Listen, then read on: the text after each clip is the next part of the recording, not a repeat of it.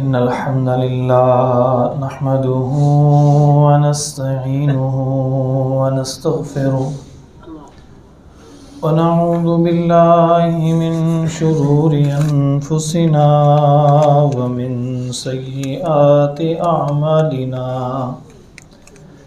من يهده الله فلا مضل له ومن يضلل فلا هادي له وأشهد أن لا إله إلا الله وحده لا شريك له وأشهد أن محمدًا عبده ورسوله أما بعد فإن خير الحديث كتاب الله وخير الهدي هدي محمد صلى الله عليه وسلم وشر الأمور محدثاتها وكل محدثة بدعة وكل بدعة ضلالة وكل ضلالة في النار فأعوذ بالله من الشيطان الرجيم بسم الله الرحمن الرحيم يا أيها الذين آمنوا اتقوا الله حق تقاته ولا تموتن إلا وأنتم مسلمون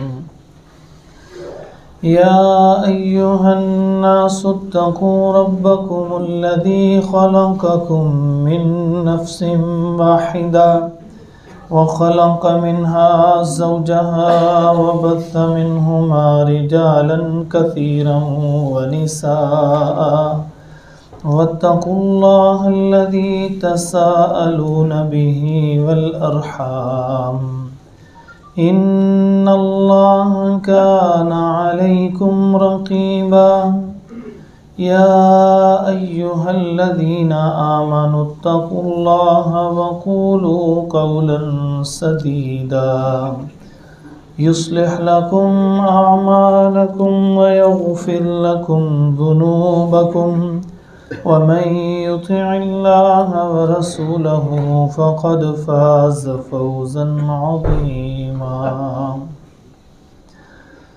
رب اشرح لي صدري رب اشرح لي صدري رب اشرح لي صدري ويسر لي أمري واحلل عقدة من لساني يفقه قولي اللهم تقبل منا صالح الأعمال وتجاوز عن سيئات أعمالنا قال تبارك وتعالى في كلامه المجيد فأعوذ بالله من الشيطان الرجيم بسم الله الرحمن الرحيم وليستعفف الذين لا يجدون نكاحا حتى يغنيهم الله من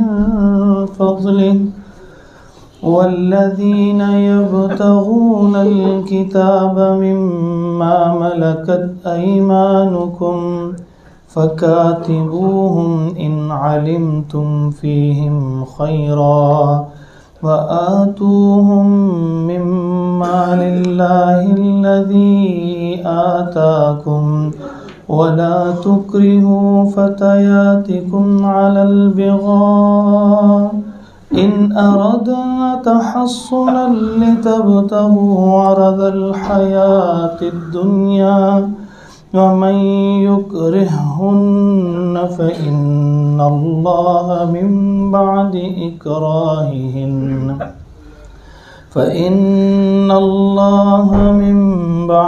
إكراههن غفور رحيم سورۃ النور آیت نمبر 33 سے آغاز کر رہے ہیں۔ پچھلے خطبے میں اس 33 نمبر آیت کے آغاز میں جو احکامات ہیں وہ آپ کے سامنے تفصیلاً ذکر کیے تھے۔ کہ ایسے بندے کے جو نکاح نہیں جن کا ہوا وہ تمہارے غلاموں میں سے ہوں، ملازموں میں سے ہوں یا آزادوں میں سے ہوں، مرد ہوں یا عورتیں ہوں، ان کا نکاح کر دو۔ اللہ تبارک و تعالی ان کو اپنے فضل سے غنی کر دے گا، اور جن کو نکاح کی قوت اور طاقت نہیں ہے، رشتہ نہیں میسر، یا کوئی اور ایسا معاملہ ہے تو جس کی وجہ سے وہ نکاح نہیں کر سک رہے، تو پھر ان کو چاہیے کہ وہ پاک دامنی اختیار کریں۔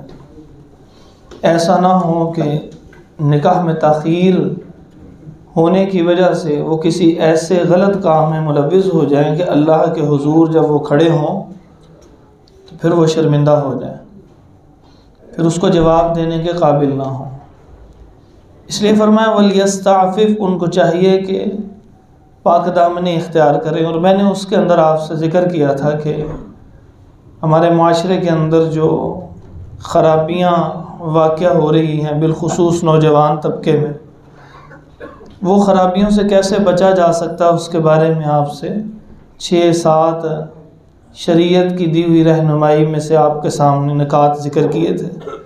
اللہ تبارک و تعالی ان پہ عمل کی توفیق عطا فرمائے، اور ہمارے نوجوانوں، بچوں، بوڑھوں، مردوں، عورتوں سب کو حیا عطا فرمائے، اور ان کو شیطان کے نرغے سے بچائے کہ جس وقت ہم ہاتھ اٹھائیں تو ہم شرمندہ نہ ہوں اپنے اللہ کے سامنے کہ یا اللہ ہم کن گندے ہاتھوں کو تیرے سامنے اب اٹھا رہے ہیں، اور ہم اللہ تبارک و تعالی ہمیں ان گناہوں سے آزاد کر دے، پورے معاشرے پر رحمت فرمایا کہ والذین یبتغون الکتاب مما ملکت ایمانکم فکاتبوہم ان علمتم فیہم خیرا، اور کچھ ایسے غلام کے جو تم سے کرنا چاہتے ہیں ایگریمنٹ، کہ ہم سے ایگریمنٹ کر لو کہ جو آپ نے ہمارے ذمے کام لگائے ہیں ان سے ہٹ کے ہم کہیں سے پیسہ لے آئیں تو پھر ہم وہ آپ کو دے کر آپ سے آزاد ہو جائے۔ تو اگر کوئی ایسا غلام ایگریمنٹ کرنا چاہے تو فرمایا فَقَاتِبُوهُمْ إِنْ عَلِمْتُمْ فِيهِمْ خَيْرًا، تو تمہیں چاہیے کہ انہیں آزاد کرو۔ آزاد کرنے کے لیے جو ایگریمنٹ تحریر ہے اس کو مکاتبت کہتے ہیں شریعت میں، وہ تحریر کر لو۔ اب وہ تحریر کرنے کے بعد پھر تم نے اس کو دیکھنا ہے کہ کیا واقعی وہ کر سکتا ہے کہ نہیں کر سکتا، اس بات کو مد نظر رکھتے ہوئے ایگریمنٹ کرنا۔ اس کے بعد اللہ تعالیٰ فرماتے ہیں کہ وَآتُوهُم مِّن مَّالِ اللَّهِ الَّذِي آتَاكُمْ، کہ جو اللہ تعالیٰ نے تمہیں مال دیا ہے، اب یہ دو کو مخاطب کیا جا رہا، ایک اس کے مالک کو کہا جا رہا ہے کہ جو اللہ تعالیٰ نے تجھے مال دیا ہے، تیری غلامی کے اندر وہ بندہ تھا نا، اصلاً تو وہ آزاد پیدا ہوا تھا، اب اس نظام کے اندر وہ ایک غلام کی حیثیت سے زندہ تھا، تیرے پاس آ گیا ہے، اللہ تعالیٰ نے تجھے حکمران بنا دیا ہے اس کے اوپر، اب وہ تجھ سے آزاد ہونا چاہتا ہے، کچھ اضافی پیسے دینا چاہتا ہے، تو اللہ نے جو تجھے عطا کیا تو اس میں سے اس کو کچھ چھوڑ دے۔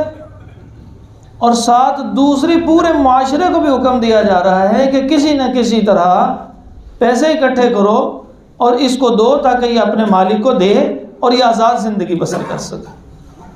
جو لوگ آزاد زندگی بسر کر رہے ہیں ان کو احساس نہیں ہوتا کہ غلامی اور قید کی زندگی کتنی خطرناک ہوتی ہے، اور اگر کسی نے قید کی زندگی کا تصور کرنا ہو، دیکھنا ہو، سوچنا ہو کہ کس طرح کی قید کی زندگی ہوتی ہے، تو اللہ تعالیٰ نے قرآن مجید میں پوری ایک سورت نازل فرمائی ہے، سورت یوسف، اس کے اندر بتایا ہے کہ کیسے نبی کے بیٹے جو آزاد تھے کیسے وہ غلامی میں چلے گئے اور کیسی ان کو مشقتیں پیش آئیں تھیں۔ اس کے بعد انسان کی زندگی کے اوپر اس کا اختیار ختم ہو جاتا ہے۔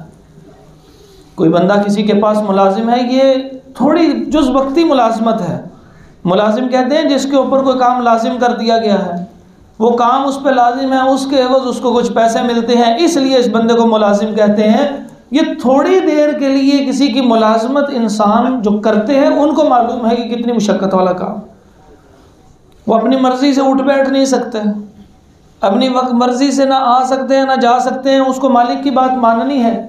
شریعت نے بھی کہا ہے مانے، لیکن آپ اس جگہ پہ ہو کے سوچیں کہ اس بندے کے اوپر کیا بیت رہی ہے۔ وہ اس وقت اٹھ کے کہیں جانا چاہے، اس کا کوئی عزیز فوت ہو جائے، وہ پھر اجازت طلب کرتا ہے اپنے مالک سے، کیا میں چلا جاؤں؟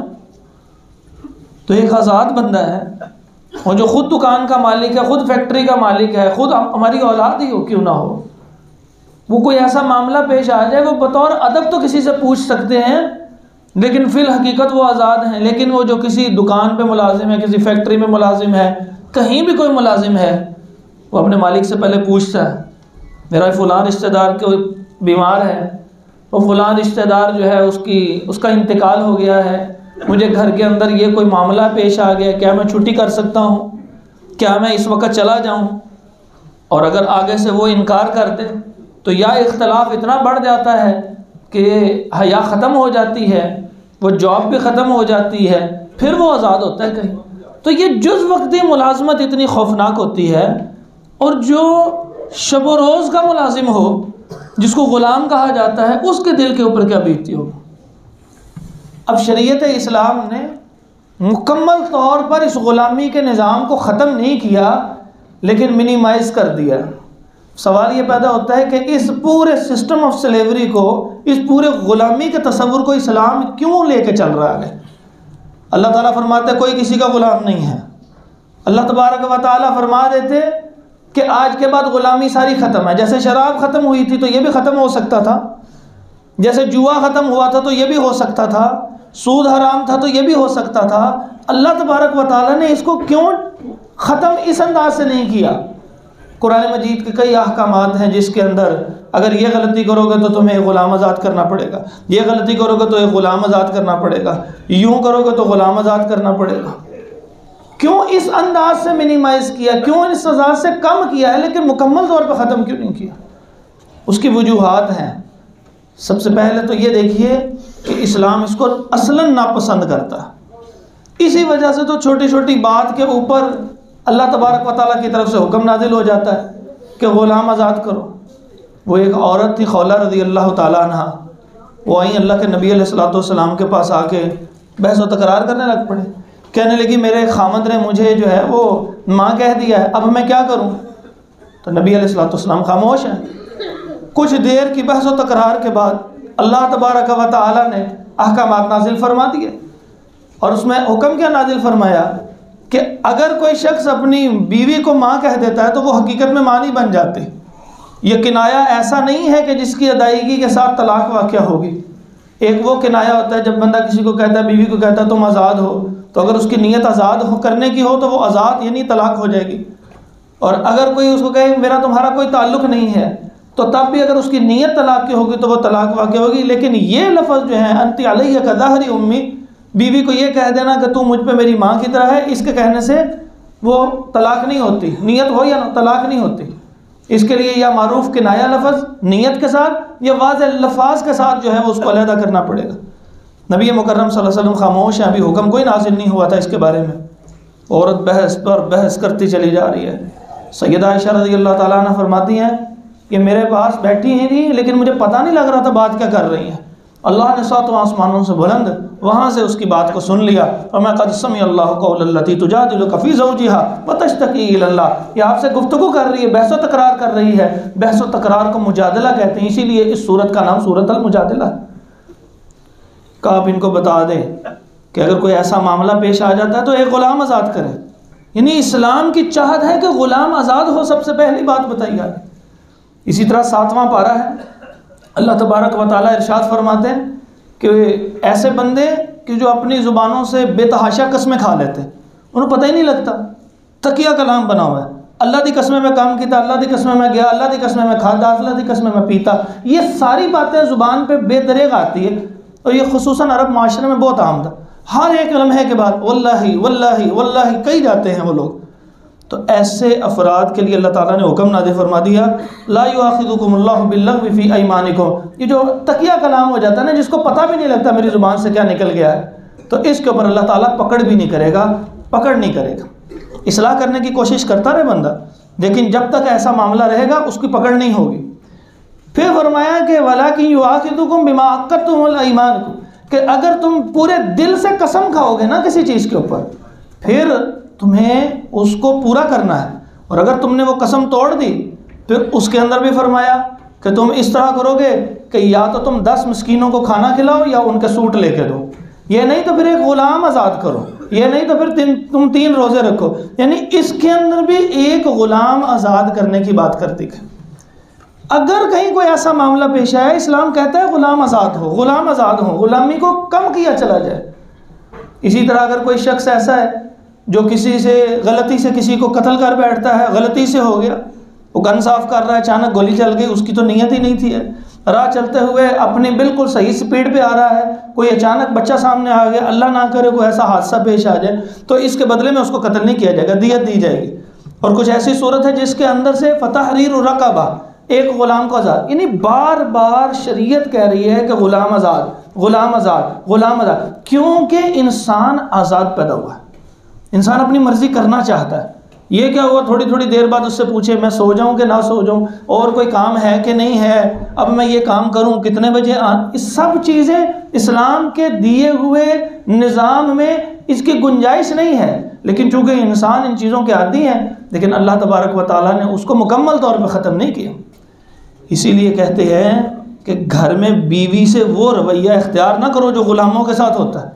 آنکھ باندھے کھڑی رہے، ہاں جی ابھی اور تو کچھ نہیں چاہیے، ابھی کچھ اور تو نہیں لے کے آنا کھانے کے لیے، ابھی صبح کے لیے تو کچھ اور نہیں کرنا. ایسے ملازموں کی طرح ایسے غلامانہ زندگی جو ہے جب وہ بسر ہو رہی ہوتی ہے، پھر وہ دل نہیں ملتے، پھر وہ آزادیاں اور علیحدہ طلاقیں اور خلع ہو جاتے ہیں، اختلافات جنم لیتے ہیں. اس لیے اسلام غلامی کا قائل نہیں ہے اصلاً. ہاں دنیا کے نظام کو چلانے کے لیے، معاشرے کو چلانے کے لیے ایک دوسرے کے ساتھ تعاون ہے، ملازمت ہے. صحابہ کرام رضی اللہ تعالی عنہم نے بھی کی ہے. وہ مشہور واقعہ تھا غزوہ تبوک کے موقع پہ نبی مکرم صلی اللہ علیہ وسلم نے ایک مرتبہ صرف پورے مدینے میں نفیر عام کروائی کہ ہر بندے کو جہاد پہ نکلنا، ایک بندہ بھی جہاد سے پیچھے نہیں رہے گا. اگر کوئی رہا تو پھر یہ کبیرہ گناہوں میں سے ہے، بلکہ یہاں تک کہ پھر اس کی توبہ قبول نہیں ہوگی. چلے گئے، 3 افراد صرف پیچھے رہ گئے. ان 3 افراد نے پھر آگے خصوصی توبہ کی، 50 دن کے بعد ان کی توبہ قبول ہو رہی ہے. اس موقع کے اوپر 30,000 سے زائد کا لشکر جانا تھا. تو حضور علیہ الصلوۃ والسلام نے پوچھا، آپ صلی اللہ علیہ وسلم نے کہا کہ جو جس کے پاس ہے کہ لے کے آؤ. اس موقع پہ حضرت ابوبکر صدیق رضی اللہ تعالیٰ عنہ لے کے آئے اپنے سارے گھر کا سامان، حضرت عمر رضی اللہ تعالیٰ عنہ آدھے گھر کا سامان لے کر آ گئے. تو اس طرح حضرت عثمان رضی اللہ عنہ نے تقریباً 900 اونٹ دیے تھے اس وقت. اس انداز سے بہت بڑے بڑے لوگ اپنا مال لے کر آئے. غریب آدمی ہے، کچھ بھی پاس نہیں ہے، صحابی رسول ہو اور اللہ کے نبی مانگتے ہوں، کہتے ہوں جاؤ لے کے آؤ، کچھ پاس کچھ بھی نہ ہو، پریشانی کے عالم میں نکلتے ہیں. پھر ایک یہودی کے باغ میں مزدوری کرتے ہیں ساری رات، پھر اس سے کھجوریں ملتی ہیں، پھر وہ لا کے اس ڈھیر کے اندر لگا دیتے ہیں.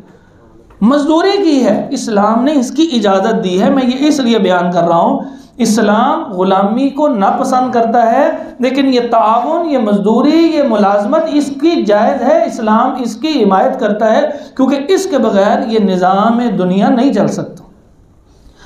اب غلامی کو یکسر ختم کیوں نہیں کیا؟ اسلام کے اوپر جو بڑے بڑے 10 اعتراضات مختلف لوگ کرتے ہیں نا، ان کے اندر ایک اعتراض یہ بھی ہے کہ اسلام غلامی کو یکسر ختم نہیں کرتا. اب اس کی وجہ کیا تھی؟ اس کی وجہ یہ تھی کہ قیامت تک جنگوں کا سلسلہ جاری رہے گا. ظالم آتے ہیں، ظلم کرتے رہیں گے، اس ظلم کو ختم کرنے کے لیے ان کو تبلیغ بھی کی جائے گی. جب وہ باز نہیں آئیں گے، اپنے ظلم پہ برقرار رہیں گے، پھر ان کے ساتھ جہاد کیا جائے گا. جب جہاد کیا جائے گا، کچھ تو ایسے افراد ہوتے ہیں کہ جو مان جاتے ہیں، اس کے بعد جو توبہ کر لیتے ہیں، جن کی عداوت کی آگ ٹھنڈی ہو جاتی ہے. کچھ ایسے ہوتے ہیں جن کی عداوت کی آگ ٹھنڈی نہیں ہوتی، پھر اس کو ٹھنڈا کرنے کے لیے اس کو قید میں ڈالنا پڑتا ہے، پھر اس کو غلام بنانا پڑتا ہے. اسلام نے چونکہ امن و امان چاہتا ہے، تو لہٰذا اسلام نے مکمل طور پہ غلامی کا نظام ختم نہیں کیا کہ ایسے ظالم جو اپنے اسلام دشمنی کی آگ کے اندر جل رہے ہوں گے اور ان کے اس شولوں سے اسلامی دنیا محفوظ نہیں ہوگی، پھر ان کو قید میں رکھ کے ان کو غلام بنایا جائے گا. یہ ہے وہ بنیادی وجہ. ورنہ اسلام سے پہلے کیا تھا؟ اسلام سے پہلے یہ تھا کہ غلام ہوا ہے، اس کے کوئی حقوق ہی نہیں تھے. اسلام نے باقاعدہ حقوق مقرر کر دیے. اسلام کہتا ہے کہ اگر کوئی غلام ہے وہ آپ کے ماتحت ہے، آپ جب کوئی چیز کھانے لگے ہو اس خوراک میں سے اس کو ایک دو، حدیث کے لفظ ہے، ایک لقمہ یا دو لقمے اس کو اس میں سے دو۔ ہوتا کیا ہے، ہم جب کھانا کھا کے فارغ ہو جاتے ہیں تو غلام تو دور کی بات، ہم اپنے ملازم کو بھی وہ کھانا آگے پیش کر رہے ہوتے ہیں کہ لو جی اب آپ کھا لیں۔ میں نے ایک دفعہ یہاں پہ عرض کیا، میں نے کہا کہ لوگ کہتے ہیں کہ فنڈ ہمیں دیں اور ہم آگے کوئی سبیل لگا دیں گے، تو میں نے کہا میں آپ سے کبھی بھی یہ نہیں کہتا کہ آپ فنڈ ہمیں دیں اور ہم آگے کوئی سبیل لگائیں۔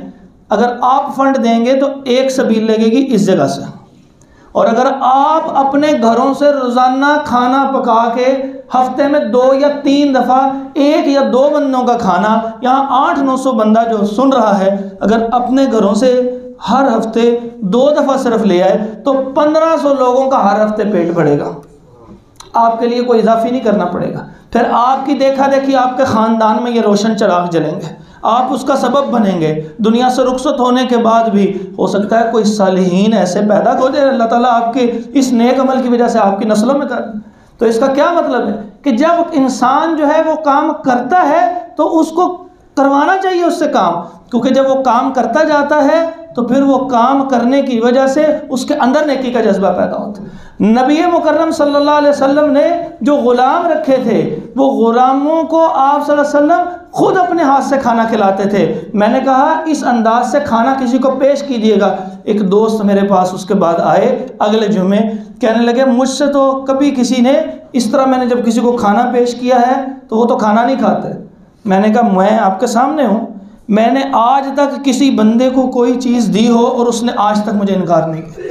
آپ ہمیشہ اس کی عزت نفس کا احترام کریں، لوگوں کے سامنے اس انداز سے نہ بات کریں، اس کو پاس بٹھا کے اس طرح کریں کہ اس کا احسان ہے کہ وہ آپ کے ساتھ کھانا کھا رہا ہے، اس کا احسان ہے کہ وہ آپ کے دیے ہوئے مال کو قبول کر رہا ہے، اور فی الحقیقت اس بندے کا احسان ہے۔ جب آپ یہ کریں گے تو پھر وہ آپ کی قدر بھی کرے گا۔ جب آپ یہ کریں گے کبھی وہ انکار نہیں کرے گا۔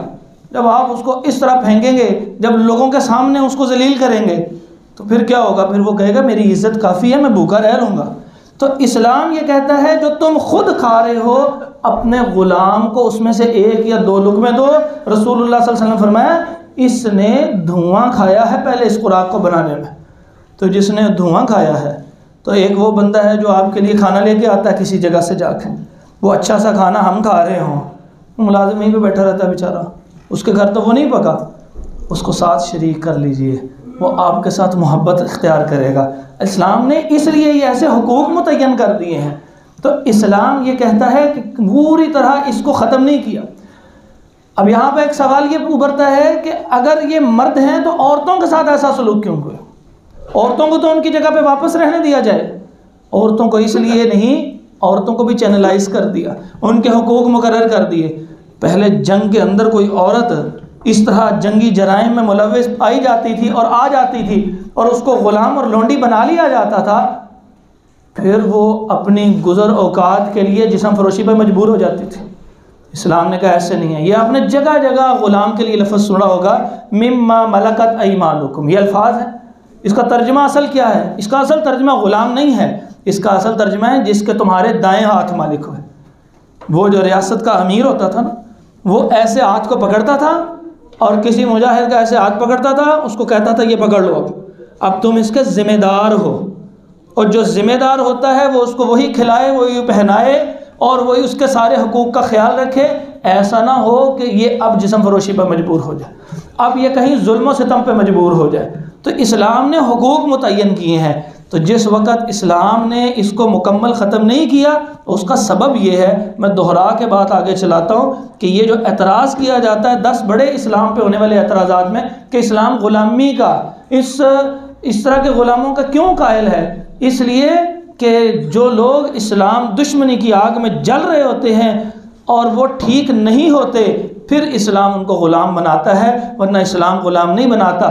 مکہ فتح ہو گیا تھا، نبی صلی اللہ علیہ وسلم نے کسی کو غلام نہیں بنایا تھا۔ خیبر یہودیوں کا تھا جو سب سے بڑے دشمن ہیں، وہ فتح ہو گیا تھا، کسی کو اس طرح غلام نہیں بنایا تھا۔ غلام اس کو بنایا جاتا ہے کہ جو دشمنی کی آگ میں انتہا پہ ہو، اگر اس کو چھوڑا وہ پھر اس سے بڑی دشمنی اختیار کرتے ہوئے تکلیف پہنچاتا ہے، پھر اس کو کہا اب اس کو غلام بناؤ، کہ اگر اس کو غلام نہ بنایا تو پھر یہ اسی طرح مسلمانوں کو تکلیف پہنچائے گا، اسی طرح ظلم و ستم کرے گا۔ یہ وہ بنیادی سبب ہے۔ تو کہا کہ اب جو بندے غلام ہیں تو غلاموں کو ایک کہنے کے اوپر ہی ساروں کو آزاد نہیں کیا، بلکہ کہا تم اپنے آج سے کرو، اللہ تمہیں بھی اجر و ثواب عطا کرے گا۔ اور اگر تم ایسے نہیں کرنا چاہتے، کچھ پیسہ لینا چاہتے ہو اور غلام آزاد ہونا چاہتا ہے تو لکھ لکھا کر لو۔ اب لکھ لکھا کرنے کے بعد وہ کہاں سے اس کو پیسہ دے گا؟ کہا تم پیسہ اس میں سے دے دینا جو اللہ نے تجھے دیا ہے، تم بھی اس میں سے کچھ چھوڑ دو، اور پورے معاشرے کو کہا پیسے اکٹھے کر کے اس کو دو تاکہ یہ غلامی کی زندگی سے باہر نکل سکے۔ فرمایا وَلَا تُكْرِهُوا فَتَيَاتِكُمْ عَلَى الْبِغَاءِ إِنْ أَرَدْنَا أَنْ تَحَصُّنًا لِتَبْتَغُوا عَرَضَ الْحَيَاةِ الدُّنْيَا۔ عبداللہ بن ابی تھا، اس کی 2 لونڈیاں تھیں، غلام تھی، اس کو وہ سمجھتا تھا کہ یہ اب میری ہے، میں جو مرضی کرواؤں ان سے، ان کو جسم فروشی پہ مجبور کر کے پیسے لیتا تھا۔ اسلام نے منع فرمایا، یہ اس کا شان نزول ہے۔ ہاں یہ حرکتیں نہ کرو بالکل بھی، اگر یہ حرکتیں کرو گے تو دنیا کی زندگی کی طلب کرتے ہو، تو جو دنیا کی زندگی کی طلب کرتا ہے اس کے لیے اللہ تبارک و تعالیٰ نے عذاب تیار رکھا ہے۔ وَمَن يُكْرِهْهُنَّ فَإِنَّ اللَّهَ مِن بَعْدِ إِكْرَاهِهِنَّ غَفُورٌ رَحِيمٌ۔ پھر بھی اگر کوئی بندہ ایسا مجبور کر دیا گیا، اگر یہ کام نہ کیا تو تجھے قتل کر دوں، تو وہ قتل یعنی اپنی جان بچانے کے لیے اگر کوئی غلطی کر لیتا ہے تو پھر اللہ تبارک و تعالیٰ اس کو کچھ نہیں کہتے۔ کس وجہ سے اس کو کچھ نہیں کہتے؟ کیونکہ جو مجبور ہوتا ہے وہ ایسا مجبور ہے کہ اس کے بعد اس کی جان جانے کا خطرہ ہے۔ اسلام نے کئی ایسے مقامات پہ خوراک کے حوالے سے بھی یہ نظام دیا ہے کہ اگر موت بالکل سر پہ منڈلا لے تو اس وقت اپنی جان بچانے کے لیے کوئی حرام کا لقمہ اتنا استعمال کر سکتے ہو جتنی کچھ دیر وقت گزر جائے۔ قرآن مجید سورۃ البقرہ میں ہے، ایک نہیں زیادہ مقامات ہیں قرآن مجید، سورۃ الانعام کے اندر بھی ہے کہ اگر یہ 4 چیزیں ہیں، مردار ہے اور اسی طرح سور کا گوشت ہے اور خون ہے اور اسی طرح غیر اللہ کے نام پہ چیزیں ہیں، یہ حرام ہے تمہارے اوپر، لیکن فَمَنِ اضْطُرَّ غَيْرَ بَاغٍ وَلَا عَادٍ فَلَا إِثْمَ عَلَيْهِ، کہ اگر وہ بندہ عادی مجرم نہ بن جائے اور باغی نہ بن جائے تو پھر وہ اپنی زندگی کو بچانے کے لیے یہ اختیار کر لے تو اس پہ گناہ کوئی نہیں ہوگا، لیکن اگر وہ پھر بھی نہیں اختیار کرتا اور زندگی چلی جاتی ہے تو یہ درست نہیں، کیونکہ اللہ تبارک و تعالیٰ ہی اس کو اجازت، جو حرام کر رہا ہے وہ کہہ رہا ہے۔ اس سے یہ مراد لے لینا کہ میں مجبور تھا جی اور سود کے اوپر پیسہ لے لیا، میں فلاں جگہ پہ بڑا مجبور تھا، اس وجہ سے میں نے یہ غلط کام کر لیا، یہ صرف اور صرف زندگی بچانے کے لیے ہے، اپنے پاس سے اس کے اندر سے ہیلے نہیں تلاش کرنے۔ جو لوگ ہیلے تلاش کرتے تھے اللہ تبارک و تعالیٰ نے ان کا انجام قرآن میں ذکر کیا۔ یہودیوں کا ایک گروہ تھا، اس کے اوپر اللہ تبارک و تعالیٰ نے لازم کیا کہ تم جمعے کے دن عبادت کرو، انہوں نے کہا نہیں ہم نے نہیں جمعے کے دن عبادت کرنی، ہم اس سے اگلے دن عبادت کریں گے۔ اگلا دن ہفتے کا بنتا تھا، عربی زبان میں اس کو یوم السبت کہا جاتا ہے، تو انہوں نے کہا ہم اس دن عبادت کریں گے، پھر ان پہ لازم کر دیا گیا سارا دن عبادت کرو گے، انہوں نے کہا جی سارا دن عبادت کریں گے، اللہ کی نہیں ماننی اپنی منوانی۔ اللہ تبارک و تعالیٰ نے رحمت فرمائی ٹھیک ہے تم یہ کر لو لیکن آپ کچھ کام نہیں کرو گے۔ انہوں نے کیا کام کیا؟ وہ مچھلیاں پکڑتے تھے، انہوں نے چلتے دریاؤں کے اندر جال پھینک دیے، اب وہ جال کے اندر مچھلیاں پھنس رہی ہیں اور یہ سارا دن عبادت کر رہے ہیں بھائی صاحب، اور جب اگلا دن آتا تھا یہ اس مچھلیوں پر بھرے ہوئے جال کو باہر نکالتے، اتنی ساری مچھلیاں ہوتی، پورا ایک ہفتہ کھاتے بیچتے اور اپنی معیشت کو برقرار رکھا ہو۔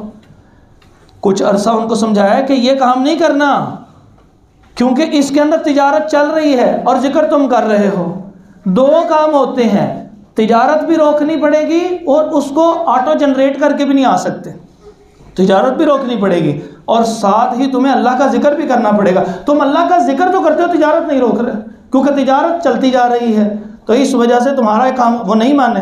اللہ تبارک و تعالیٰ ارشاد فرماتے ہیں اتنے غضبناک رب ہوا تو میں کونوں قردۃ خاسئین، رسوا کن بندر بن جاؤ۔ اللہ تبارک و تعالیٰ نے ان کی شکلیں بدل کے بندروں کی شکلیں بنا، یہ قرآن مجید کی آیت ہے۔ ہمارے بھی افراد یہی کچھ کرتے ہیں، ہمیں 1.5 گھنٹے کے لیے خطبہ سننے کے لیے کہا گیا اور خطبہ کیا سنتے ہیں، آدھے بندے ادھر پڑھ لو آدھے ادھر پڑھ لو، راضی رہے رحمان بھی ناراض نہ ہو شیطان بھی، کام اپنا پورا چلتا۔ اللہ تعالیٰ فرماتے ہیں اذا نودی للصلاۃ من یوم الجمعہ فسعوا الی ذکر اللہ وذروا البیع، وہ فسعوا الی ذکر اللہ تو ہوئے تھے، وذروا البیع نہیں انہوں نے کیا تھا، اللہ تعالیٰ نے ان کو بندر بنا دیا تھا۔ اس امت کے اوپر تو یہ کام نہیں ہوا. اگر ہوتا تو جتنی خرابیاں پہلی امتوں میں سے تھیں ہر ایک کی تھوڑی تھوڑی خرابی یہاں پہ. وہ ناپ تول میں کمی کرتے تھے، ہم بھی کرتے ہیں. وہ خرابی غیر اللہ سے ہم بھی مانگ رہے ہیں. وہ اس طرح اپنی عبادت والے دن کے اندر سارے کام جاری رکھے، تجارت بھی جاری ہوتی تھی. ایک صاحب سے میں نے کہا کیوں نہیں جمعہ پڑھ؟ کہتے نہیں جی سنا ہوا ہے 3 جمعے پڑھیں گے، اگر نہ پڑھیں گے پھر اللہ مہر لگا دے گا. میری حالت 2 ہوئے گا. انا للہ و انا الیہ راجعون. یعنی اسے مذاق بنایا ہوا ہے ان چیزوں کا، پوری قوم نے مذاق بنایا. تو اس انداز سے نہیں، اللہ تبارک و تعالیٰ نے جو احکامات دے دیے ہیں ان کو بیان ہی ماننا ضروری ہے. فرمایا وَلَقَدْ أَنزَلْنَا إِلَيْكُمْ آيَاتٍ مُبَيِّنَاتٍ، البتہ تحقیق ہم نے نازل کیا آپ لوگوں کی طرف واضح نشانیوں کو. وَمَثَلًا، اور اوصاف بھی بیان کر دیے، حالات بھی بیان کر دیے. کن لوگوں کے؟ مِنَ الَّذِينَ خَلَوْا مِن قَبْلِكُمْ، ان لوگوں کے جو تم لوگوں سے پہلے گزر گئے ہیں. وَمَوْعِظَةً لِّلْمُتَّقِينَ، اور نصیحت ہے پرہیزگاروں کے لیے. اللہ تبارک و تعالی ہمیں سمجھنے کی توفیق عطا فرمائے. یہیں پہ میں بس کرتا ہوں، دوسرے خطبے میں اہم کچھ باتیں کرنی ہیں. اقول قولی ھذا استغفر اللہ لی ولکم ولجمیع المسلمین.